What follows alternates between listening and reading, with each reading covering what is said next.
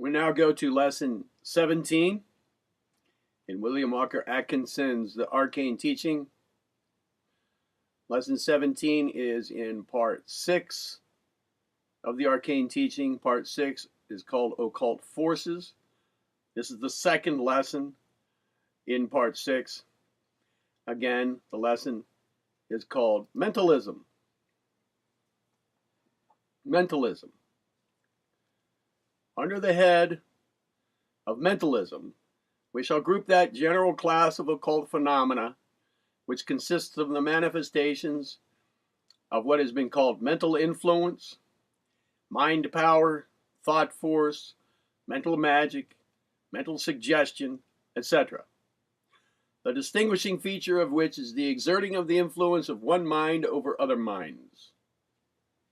This phase of occult phenomena is well known to the general public of today by reason of the great interest which has been manifested in late years regarding the influence of the mind over physical states, and the investigations in literature which have resulted by reason thereof. But this power, and the knowledge thereof, is no new thing by any means. We find traces of it in the history of every one of the ancient peoples, as well as in the records of the nations of comparatively modern times. The Hierophants of ancient Egypt, Chaldea, and Greece were adepts in all the various branches of mentalism and understood the true underlying principles far better than do the majority of the teachers and writers upon the subject today. The traditions and legends coming to us from old Atlantis inform us of the high degree of knowledge of these things possessed by that wonderful people who inhabited what is now called the Lost Continent. To understand mentalism, one must understand the nature of telepathy or transference of thought. We hear much of telepathy in these latter days in many books and magazines devoted to the subject, in plays, and in the teachings of the various metaphysical cults which have sprung into prominence.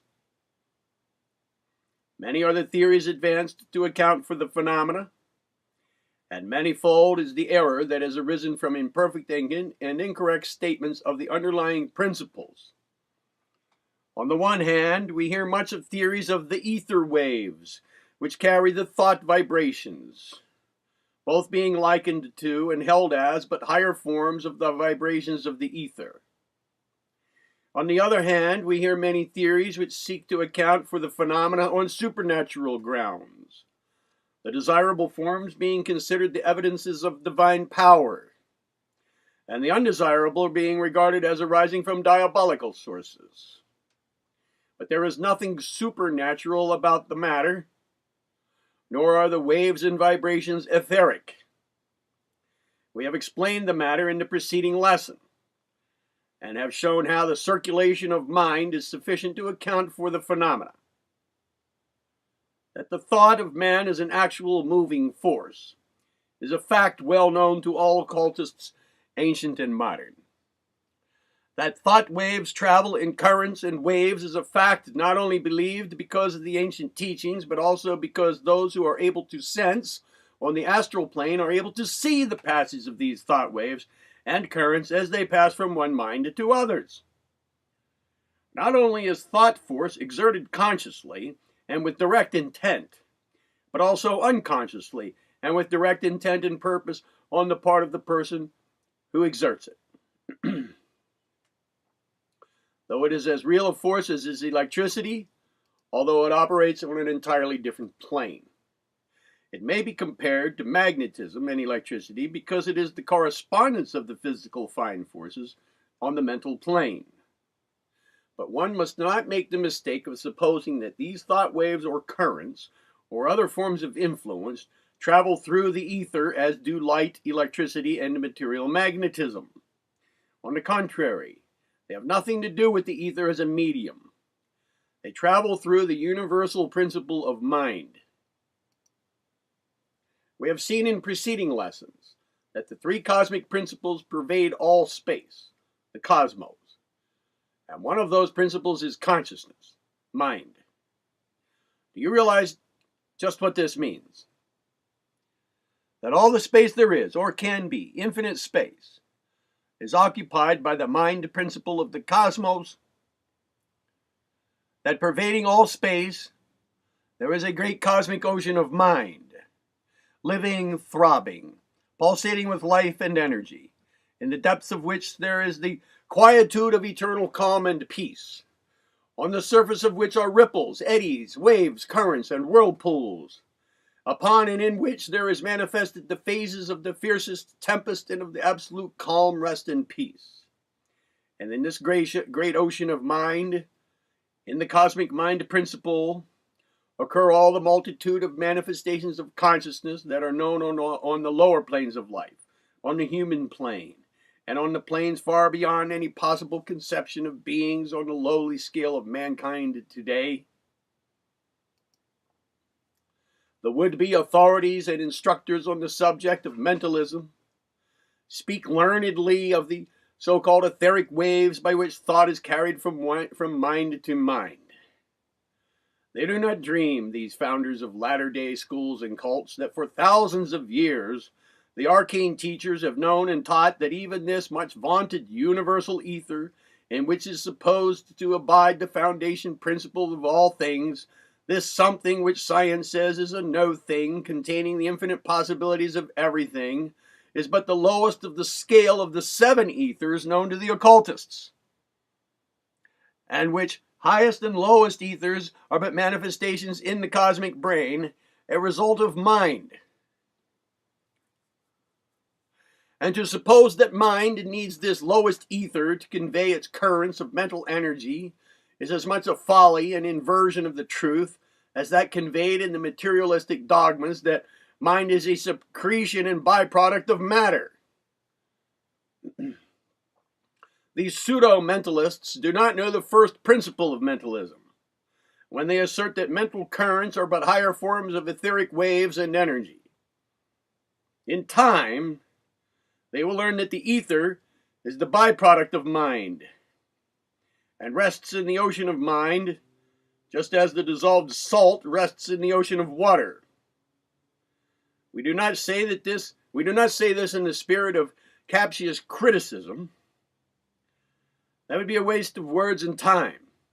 But because we realize that unless the fundamental truth is comprehended and realized, the study of mentalism will be but a phase of the study of physical science, which it infinitely transcends in importance.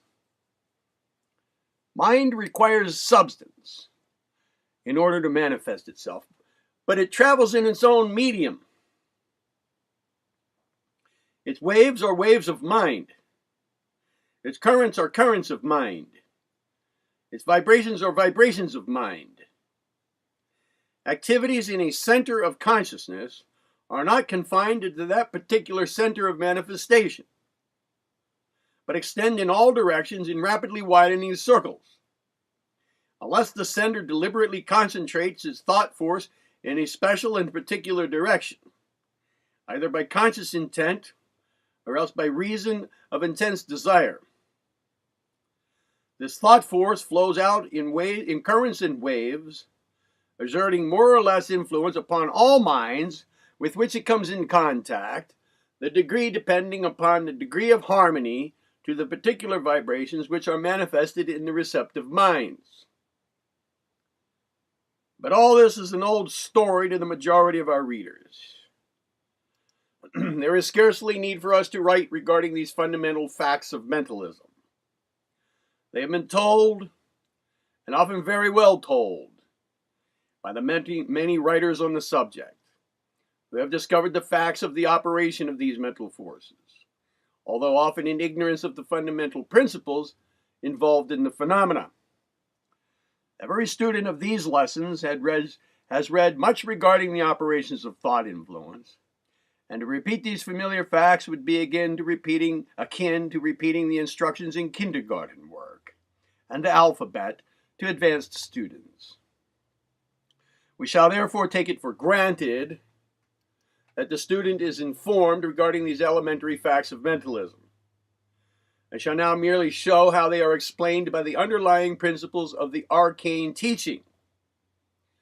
In our supplementary work, the arcane formulas, or mental alchemy, we shall give the formulas for the actual demonstration and manifestation of these principles. These lessons are not for beginners, but for those who have acquainted themselves with the reality of mental influence and thought force, and who have passed the kindergarten stage of occult attainment and knowledge.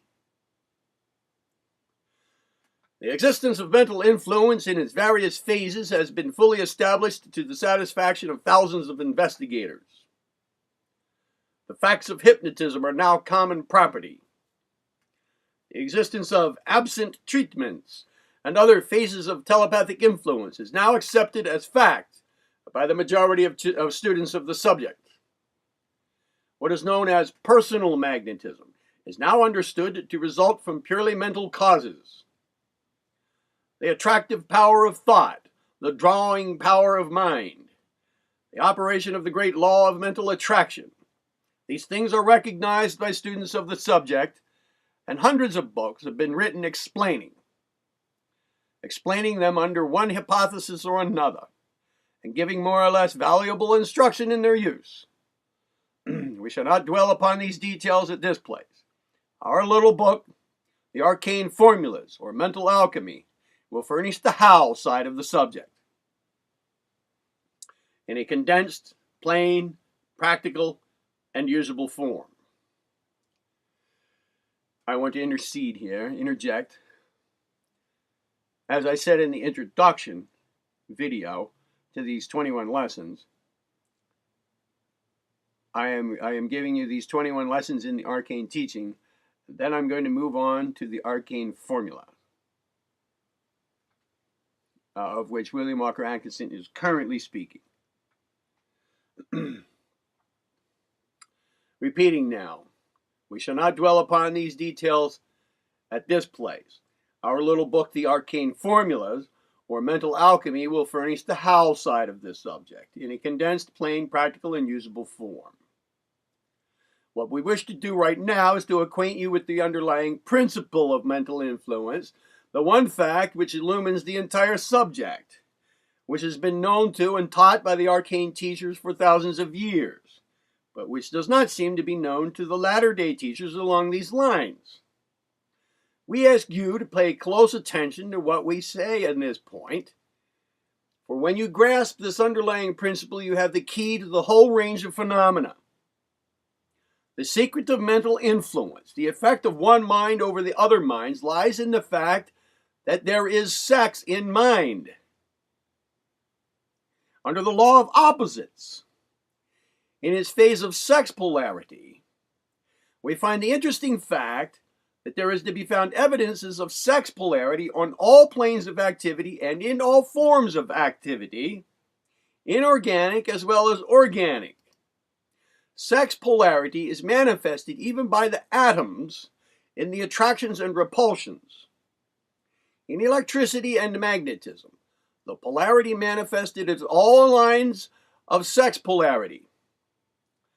We explain this in our supplementary work entitled The Mystery of Sex, or Sex Polarity. And on the mental plane, this principle is found in full operation. The manifestation of will is the action of the masculine principle. Desire and imagination are phases of the feminine principle. Thought, reason, and intellectual activities result from the union of these two principles. Desire, the female principle of mind, arouses and attracts the will, the masculine element, and draws it into action. Imagination, another phase of the feminine principle, acts in the same way. But yet, the action of will is the inciting cause of the activities of desire and imagination. The will can create only by its action upon the feminine principles of desire and imagination. It cannot create by itself. On the other hand, the feminine principles of desire and imagination cannot produce and create without the union with the will. This is merely the general outline of the activities. But And here's where the explanation of mental influence is seen. Both the feminine desire and the masculine will of a person may be incited into activity by the will or desire, as the case may be, of another person. The will of another person may incite and arouse the activities of one's desire and imagination, and render it so active that it will drag into its action its own mate, the will of the person affected. And in the same way, a strong desire in the mind of a person may act to arouse into activity the will of another, taking the latter away from its lawful mate, the desire of the person affected. In the same way, two wills, that of the person affected and that of the person affecting, may struggle for the control, mastery, and possession of the desire and imagination of the first mentioned person. And likewise, there is often found the struggle between the feminine principle of desire in two persons, each wishing to maintain and exert influence over the will of one of the persons. In this statement is contained the actual secret of the mental influence of one person over another in direct personal relations and contact. It is the secret underlying hypnotism, mental influence, personal magnetism, psychic influence, and all the other forms of direct mental influence. The same principle is operative in the case of mental influence at a distance. In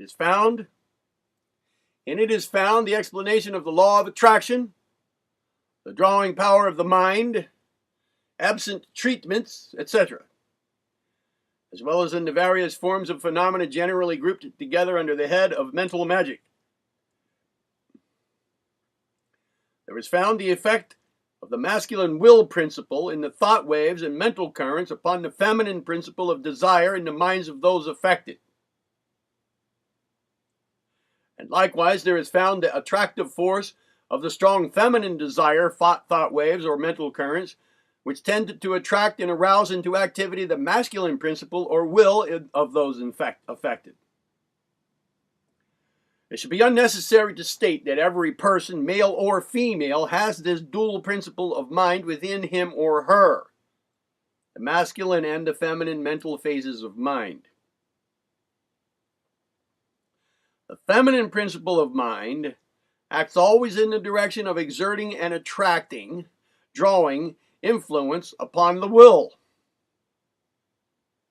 and also in the direction of creating and conceiving ideas, mental images, and other forms of mental creative activity. The masculine principle of mind always acts in the direction of inciting activity within the female principles of mind. The feminine principles of mind may be said to be dominated and ruled by the masculine principle so far as the apparent workings of the mind is concerned, but as a matter of fact, a closer examination will disclose the interesting fact that the masculine principle is always attracted and managed by the feminine principle, either its own lawful mate, or else the feminine principle of some other mind.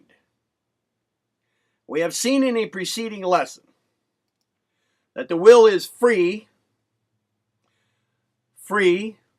and theoretically at least may act without restraint from within, but that in reality it never does act unless aroused by desire.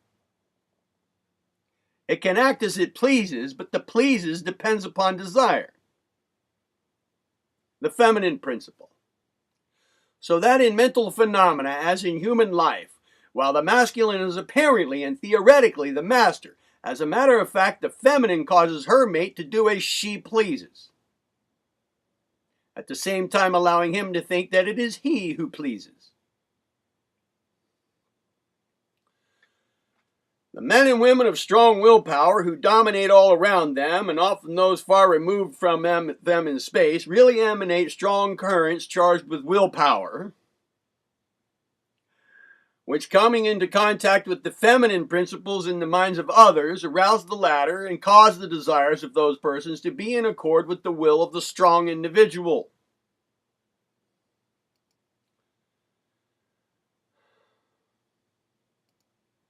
Great masters of men possess this power to a great degree, and then work their will upon others in this way. Their influence is felt far and near, and they make people do as they like by making them want to do that way, or else by causing them to fear, which is but a negative form of desire, as we have said in another lesson.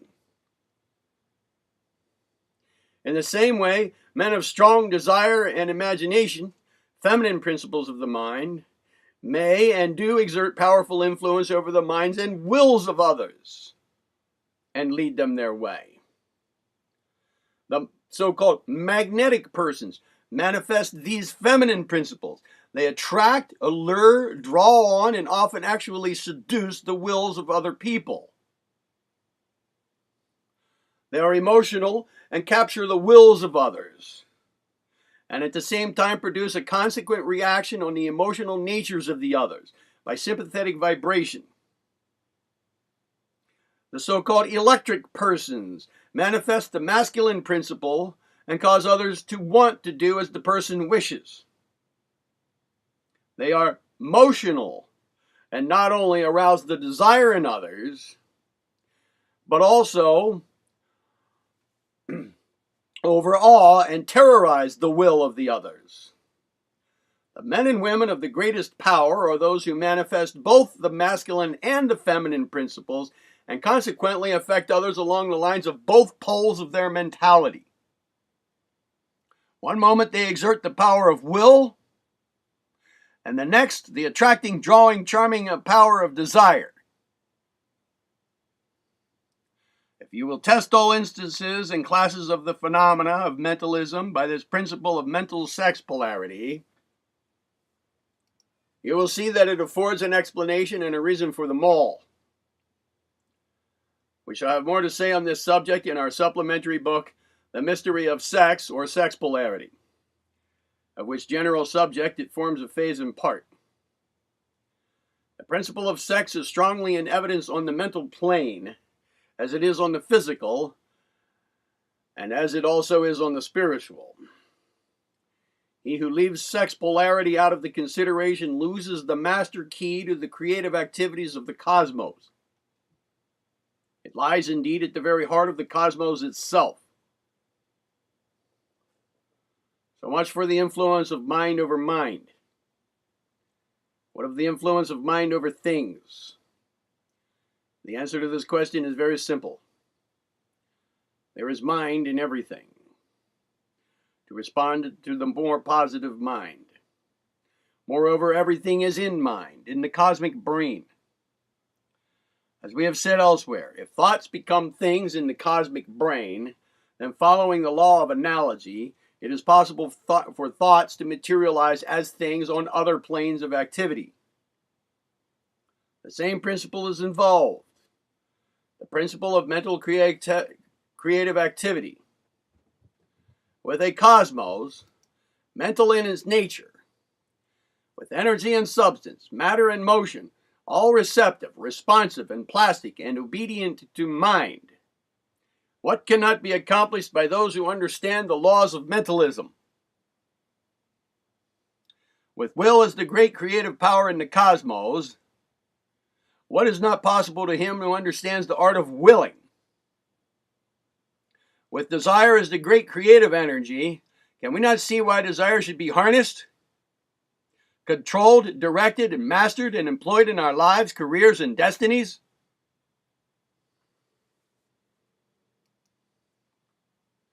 That is the end of the lesson. The next lesson, lesson 18, the final lesson in this part, is called Invocation and Evocation.